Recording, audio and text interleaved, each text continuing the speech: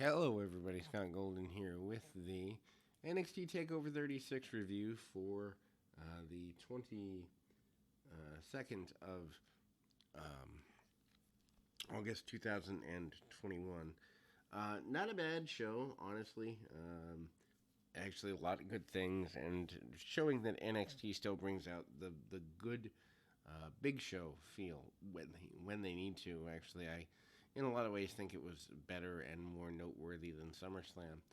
Um, Ridge Holland with Pete Dunne defeating Trey Baxter uh, in the pre-show. This goes about a minute. Baxter attacked right away. Holland immediately overpowers him and hits a bunch of suplexes in a row.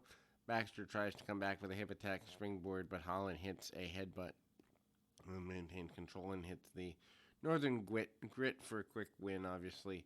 Holland, they're going to go somewhere with. The announced team for the show: Vic Joseph, Wade Barrett, and Beth Phoenix introducing the program, and $1 million championship Cameron Grimes with Ted DiBiase defeats LA Knight to win the championship 16-32. Doesn't need to be that long, but it's not bad.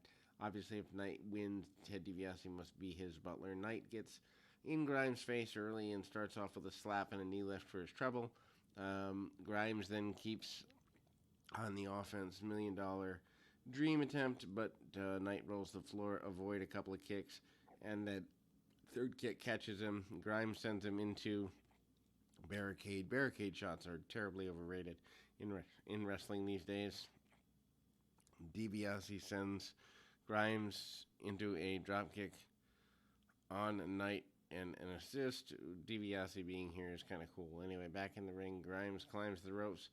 Knight knocks him off and takes control, and there's a beat down here.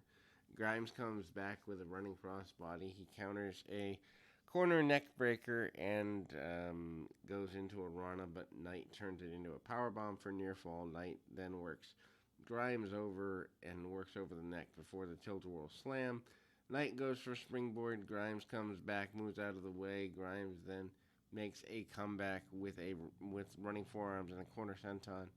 Goes for the $1 million dream. Knight gets away from it again. Grimes hits German suplex and a Rana cradle for near fall. Knight traps Grimes in the ropes and covers for near fall. A bulldog and a almost burning hammer like maneuver for another run here. Trade strikes until Knight sends Grimes to the floor. Grimes skins the cat and hits a backflip power slam for a near fall. Knight then turns around and perches Grimes on the top rope and hits a top rope German for near fall. Grimes counters and locks the $1 million dream on. Knight nearly breaks the hold, but Grimes wouldn't let go, and Knight sends them crashing into the ropes, breaks up the hold. Knight goes to the floor and picks up the $1 million championship, brings in the ring, but Grimes hits a high kick out on the floor. DiBiase takes out Knight, takes him down with a right hand, and uses the belt to distract the official and locks on the $1 million dream. And Grimes hits the cave in to win the championship. Good opener overall.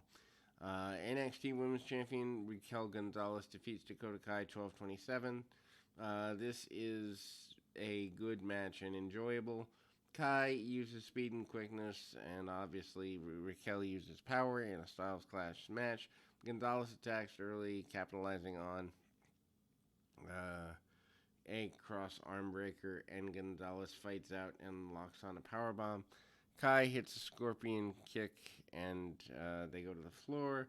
Gonzalez hits some power slams. Kai comes in with a draping crossbody. Gonzalez rolls through it and drops her on the ropes. Kai then snaps Gonzalez's arm over the ropes and hits a Yakuza kick. For her trouble, she rolls Gonzalez back into the ring for a 2 count. Follows up with a draping facebuster for 2 more. Gonzalez then fires up with a clothesline and a big boot and a slam and a sidewalk slam, setting up a Vader bomb for near fall. Gonzalez then goes into the power bomb, but Kai turns it into a flying triangle. Gonzalez tosses Kai into the corner and breaks it up. She catches her with a scorpion kick and a power bomb for near fall. Kai then comes back with a Rana driver and a jackknife for a 2 count. Gonzalez drops Kai over the top rope in a powerbomb position. Gonzalez shrugs it off with a thrust kick, but Kai hits the chiropractor for near fall. Kai gets in Gonzalez's face, goes up for a spine buster, but fights out and climbs the ropes, hits a diving double stomp for a near fall.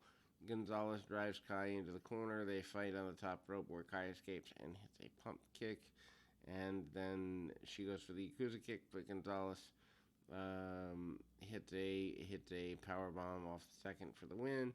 Post match, UK champion Kaylee Ray, and she's out and stares down Gonzalez from the top.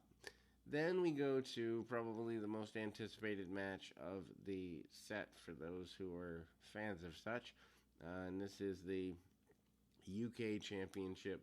Ilya Dragunov defeats Walter, winning the championship in just after 22 minutes. A lot of people are calling this the best match of the era. I would tend to agree. Walter hits a hip toss. Dragunov avoids chops and attacks with chops of his own. Dragunov avoids attack for a while. And then there's grounded knees. Dragunov goes for a heel hook, but instead hits a shoulder tackle. Walter tries a leapfrog, but Dragunov turned it into a slam and hits a side headlock takeover to ground his much larger opponent. Walter tries to break the hold. Dragunov wouldn't relinquish it until he's driven in the corner. Obviously, big man, little man. Then we heard a huge overhand chop, sending Dragunov crashing to the floor. Walter powerbombs Dragunov into the apron. Walter goes for the Goga clutch before nailing a German suplex. He turns his opponent over into a Boston Crab before taking that into an STF. And then there's a soccer kick to the back that looked like it killed. They trade forearms and chops in the center of the ring, and Walter locks on the clutch and switches to a powerbomb position before Dragunov powers out. Dragunov hit repeated clotheslines, but Walter turns into the Constantine special and an overhead Uranagi suplex for a 2 count. Walter then continues to dominate and crashes Dragunov with a boot, and ultimately Dragunov fires back with some right hands, turns into a lariat and a takedown, lands knees and backflips, and Walter blocked. Octopus hold and picks up Dragunov, but Dragunov fights out, and Walter hits a rising knee, hits another, but Walter clotheslines him down for a near fall. Walter nails some more chops on the back of Dragunov, but fires up and downs Walter with a clothesline. Dragunov returns the back chop favor. Dragunov then hits an enziguri and hits a pump handle suplex for a near fall, and then Dragunov climbs and hits a diving drop kick, almost the shotgun style, and then climbs to the opposite corner and lands a top rope senton. Walter counters with a torpedo Moscow and a sleeper suplex, but Dragunov gets up and hits a torpedo Moscow to the back of the head of his opponent, and then he hits the torpedo Moscow in a more traditional sense, and there's a good near fall out of that. Walter gets back to his feet. Dragunov lays in repeated chops, and then there's another series of near falls here. Walter climbs the ropes. Dragunov hits a superplex followed by a missile dropkick for a double down. Walter hits a shotgun dropkick and a stacked powerbomb for another near fall. Walter slaps Dragunov across the face and hits a running knee followed by a powerbomb. He then climbs the ropes and hits top rope splash, and Dragunov kicks out for a dramatic near fall. Champion lays on the ground and goes for the Gokina clutch, or Gogata clutch, but Dragunov flips out and hits a diving headbutt. Dragunov hits a bunch of elbows and locked on a sleeper of his own. Walter climbs the ropes and sleeper still applies and then jumps down to break it, but Dragunov pops up and laid in more elbows. Dragunov locked on a sleeper again, and Walter gets back to his feet and fell backwards, but Dragunov wouldn't let go. He landed a bunch of strikes, cross faces, rabbit punches, and locks on a sleeper and gets a submission victory. This was amazing. Like I said, easily the best match in the last 10 years, maybe the best match in the last 20 years. Worth going out of your way to see, even if you don't know anything about the history of these guys. Cameron Grimes and Ted DiBiase are asked about Grimes' victory earlier tonight. Grimes said that there's a man looking for him, and he's Friday's champ. DiBiase calls for a big celebration, passes out money, and he said Grimes is carrying on the legacy of the $1 Million Man. Grimes announced that the $1 Million celebration would be on NXT TV this week. Samoa Joe's preparing for the championship match. Regal walks up. Regal said he's supposed to stay unbiased, but he wants Joe to know that he hopes he wins the match. Obviously said much different than that. Anyway, then we go to the final chapter between Kyle O'Reilly and Adam Cole. O'Reilly defeats Cole in 25-32.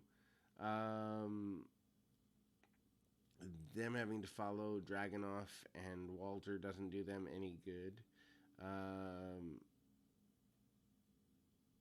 Anyway, so fall number 1 in this 2 out of 3 falls match is a normal singles match. Second, a street fight. Third's a cage match. They go right after each other at the bell, and Cole hits the barricade and the steps. Cole catches a kick on his opponent re-entering the ring. Cole tries a suplex and tries to send him into the steps, but O'Reilly counters into a brainbuster on the floor. Too much too soon, but with this feud it makes sense. Back in the ring, O'Reilly hits a front kick and a palm strike for near fall.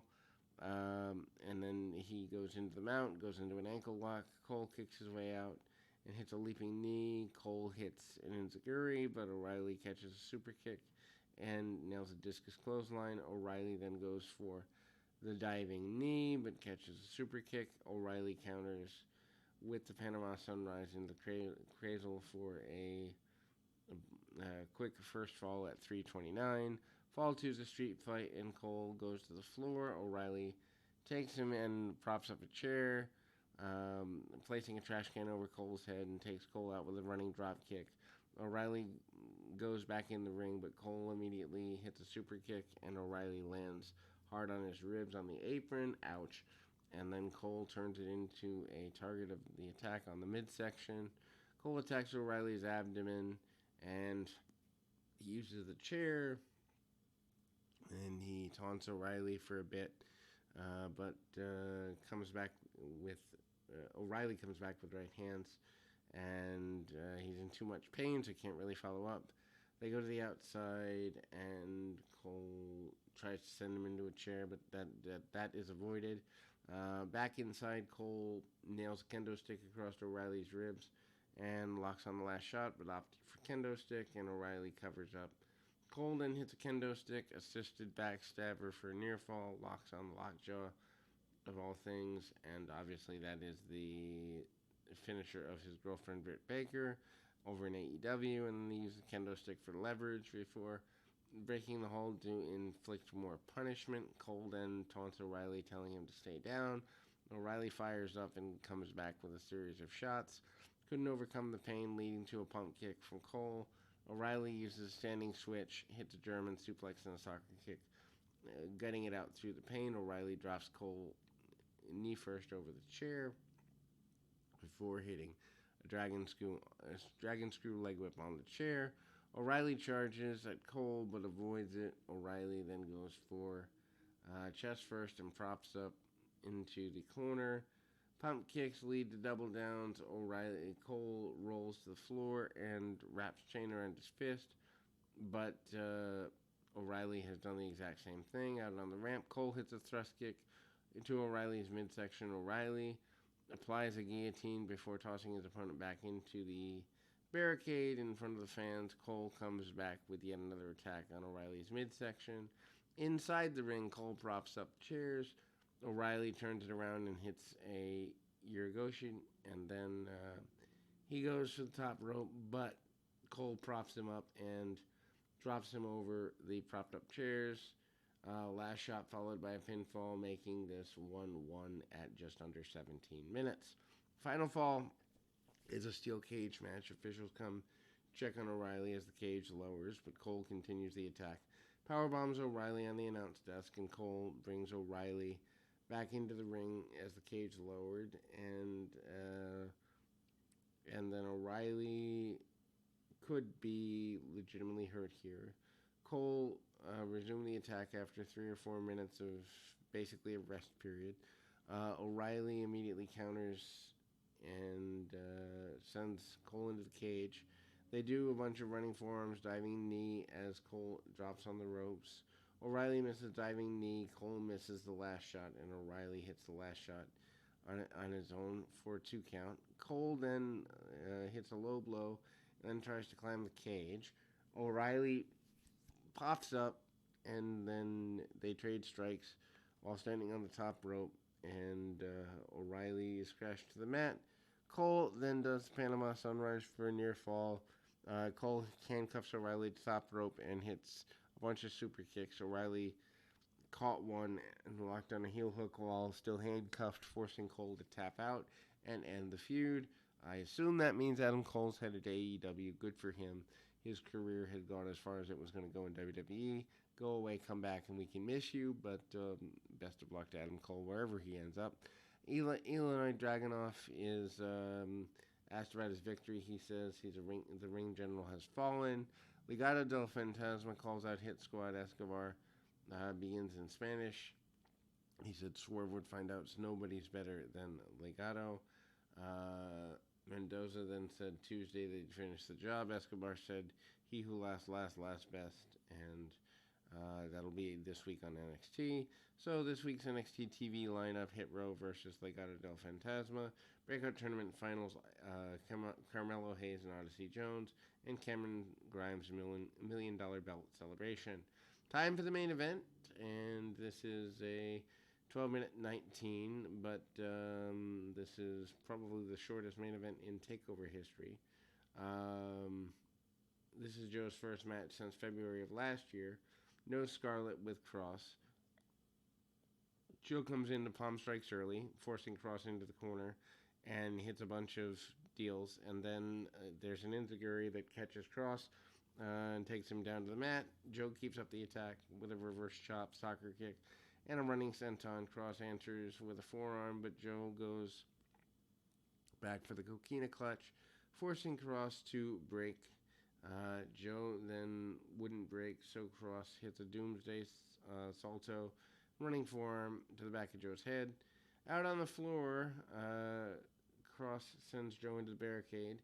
Cross keeps the attack up until Joe comes back with chops.